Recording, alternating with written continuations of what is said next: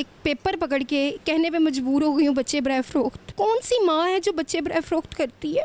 कितनी परेशान होंगी मैं। ना मुझसे रेंट पे हो रहे हैं, ना मुझसे बिल पे हो रहे हैं, ना मुझसे इनकी पढ़ाइयाँ के खर्चे उठाए जा रहे हैं। हाल रोड के ताजिर हैं वो लोग। बहुत अमीर व कबीर ख़ानदान में मैं गई हूँ, लेकिन फिर भी उनके ख़ानदान के बच्चे रुल रहे हैं। चलो मुझे तो तलाक दे दी उसने, इन बच्चों को क्यों जलील कर रहा है वो? ये औलाद नहीं है उसकी।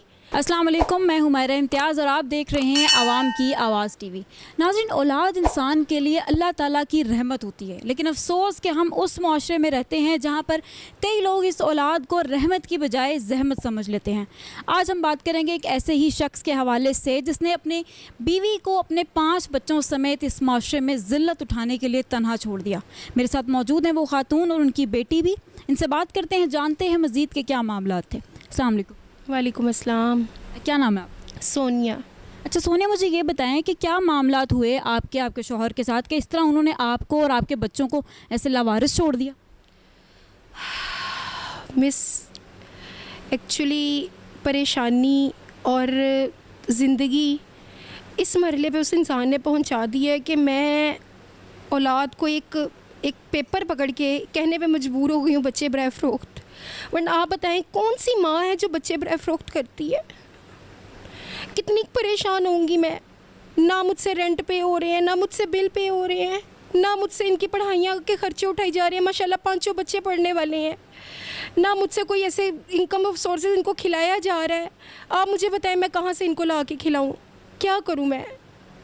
तो कितने साल हो गए आपकी शादी? 13 साल हो गए हैं। 13वें साल में मेरी बेटी है। क्या करते क्या आपके शौहर? आप अपने शौहर के बारे में कुछ बताइए।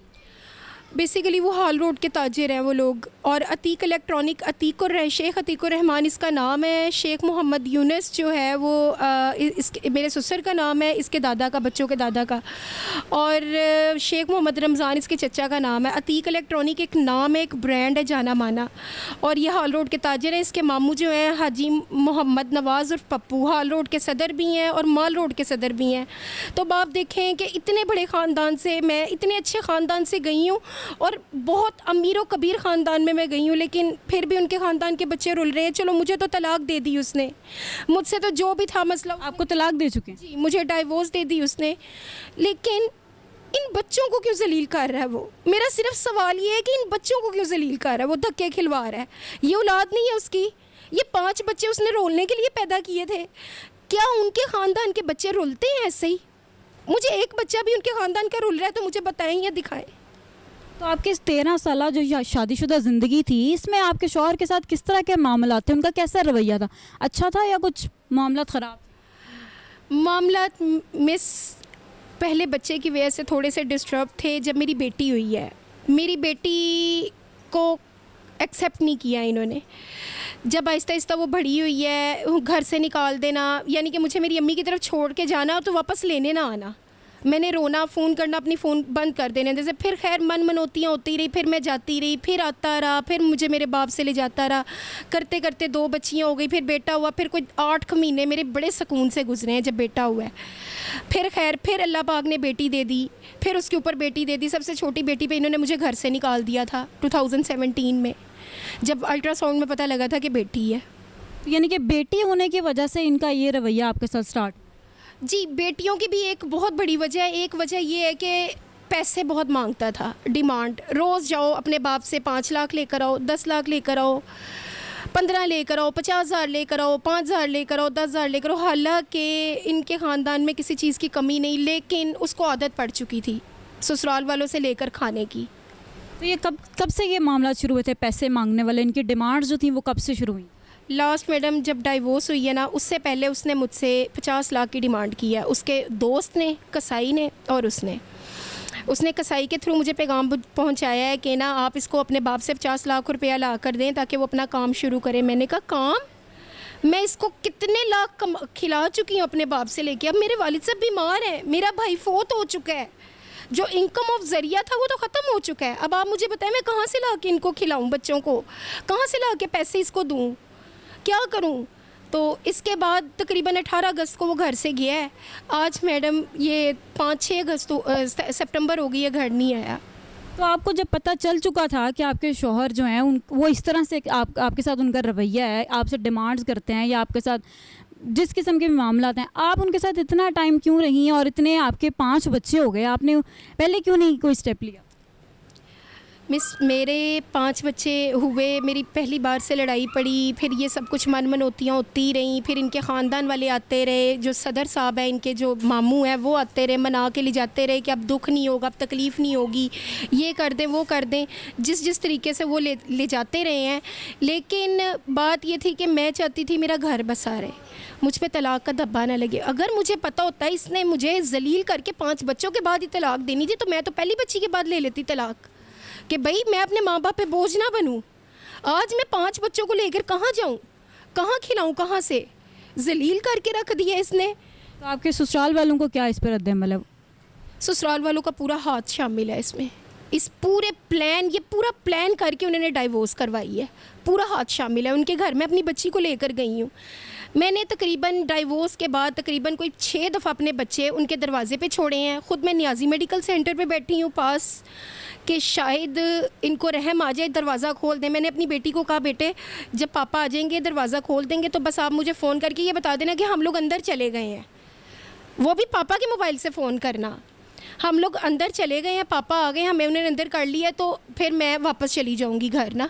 मतलब माँ थी, अकेली तो नहीं छोड़ सकती थी। यकीन करें उस मोहल्ले ने तमाशा देखा है, कैमरा लगा था उनके घर, उन्होंने दरवाज़ा नहीं खोला, मेरे बच्चे बाहर सड़कों पे बैठे रहे।